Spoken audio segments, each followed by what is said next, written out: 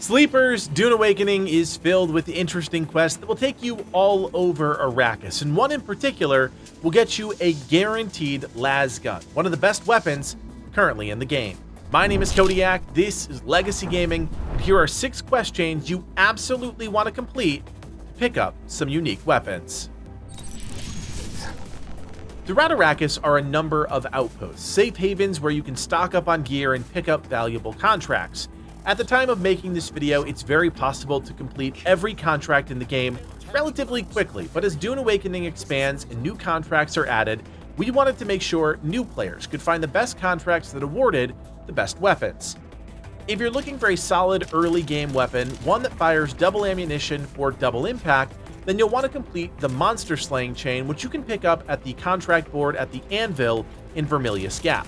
This quest chain is made up of 4 individual quests, each taking you to different enemy outposts within Jabal Efrit al-Janub. At each outpost, you'll need to either clear the various enemies or sabotage different pieces of gear, so be sure to track the quest and follow the marker carefully to identify which things you need to interact with.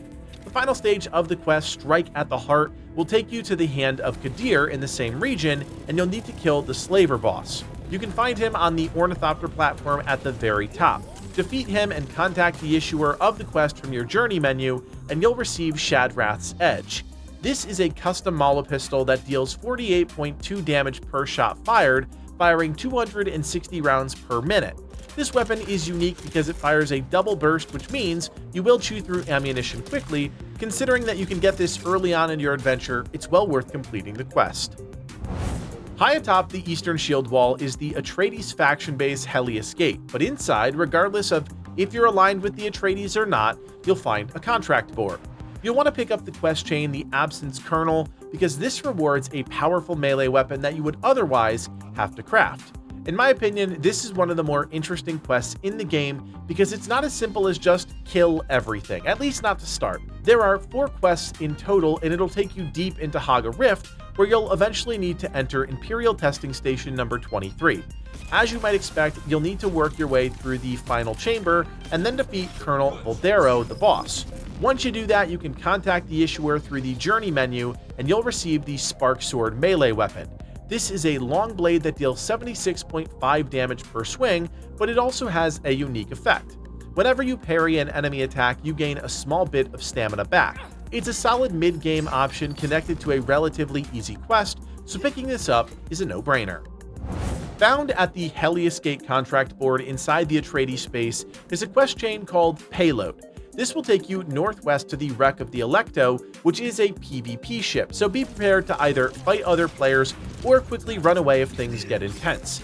However, in order to complete this quest chain, you will have to prepare for a little PvP. This contract is 4 quests long and all relatively simple and straightforward. You'll want to make sure you have a handheld life scanner with you for one point in the quest to pick up the trail, but these are relatively easy to craft. If you don't have the resources to craft this, you can complete the Finding Samo quest, which you can pick up from the Anvil in Vermilius Gap, which will reward the item after you complete the quest chain. Either way, you'll want to complete the Payload quest chain, because once you complete the final step in the quest, you'll receive the experimental Vulcan GAW 94. This is a heavy underslung weapon that fires a blistering 1,176 rounds per minute, with each shot dealing 16 damage. It's one of the most unique weapons in the game, and you can even spec into heavy weapon proficiency within the trooper tree to make this a more potent choice. Helios Gate's contract board is ripe with quests that reward some awesome weapons, and since it doesn't matter which faction you're aligned to, you might as well pick up and complete the Tisiphone quest as well. This will take you east to the wreck of the Tisiphone, which, as you most likely know, is a PvP flagged area, so be prepared for encounters with other players. This quest will take you quite literally all over the northeastern side of the map. You'll need to interact with various items, clear out 2 different outposts, and eventually journey into Imperial Testing Station number 63 for the last leg of the quest. Once you complete that part of the chain, you'll need to head back to Helios Gate and the tower just outside.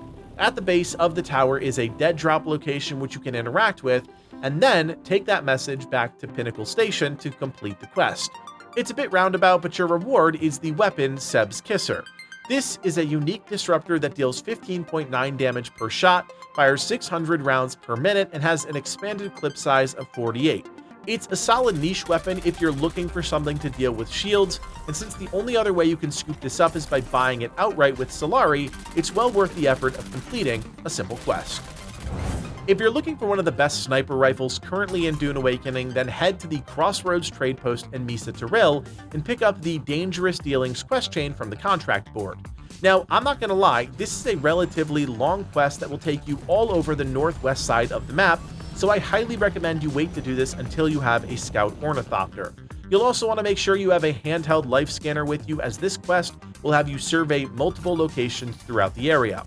The quest chain will bounce between scanning locations and searching for items in enemy outposts, so just follow your quest markers carefully and you'll fly through the steps of the quest. During the part of the quest called the Learning Center, you'll enter the House of Fick and search for plans and then a map. I just wanted to call out that the marker to find the map is inaccurate. Once you reach the room with the marker, you can actually find the map against the wall lower in one of the alcoves. Now eventually you'll reach the final stage of the quest, which requires you to enter Imperial Testing Station number 71 and clear out the Masquerade Assassin. Work your way through the dungeon, eliminate the boss, and then contact the Issuer in the journey menu.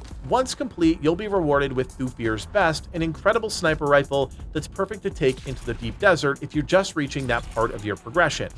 Thufir's Best deals 262.1 damage per shot with a clip size of 2, guaranteeing that you get off a couple shots before you need to reload. If you're looking for one of the best weapons currently in Dune Awakening, then you'll want to complete the Cutting Edge quest chain, which you can pick up from the Crossroads Trade Post in Misa Tiril. Now here's the kicker. This quest chain requires that you craft and turn in a Cut Array Mark 6, which does require some premium resources you can only get in the deep desert. But with the recent changes to that area, it's easier than ever to get the necessary resources. Once you do that and turn in the Cut Array, you'll need to head into Shoal and a few of the shipwrecks to complete the next stages of the quest chain. Reminder, these are PvP areas with radiation, so be prepared with the necessary items. Once all is said and done, and after you survive the ambush during the last step of the quest, you'll be the proud owner of the Arhun K28 Lasgun, currently one of the best weapons in Dune Awakening. The permit for this weapon has a 1% drop chance from just 2 deep desert Imperial testing stations, and only when the weapon is on rotation in the loot pool. Honestly, with all the changes, it's easier to do the quest because it is a guarantee. The Lasgun is an insanely powerful weapon that doesn't use ammunition, but does have a charging/recharging function. It also doesn't work against shielded enemies and will automatically stop firing, but in conjunction with other weapons, it absolutely lights out and deals an insane amount of damage and is a pivotal tool in PvP base raiding and taking out enemy vehicles. It's a weapon we recommend everyone has. So there you have it, 6 quests we recommend everyone completing in Dune Awakening.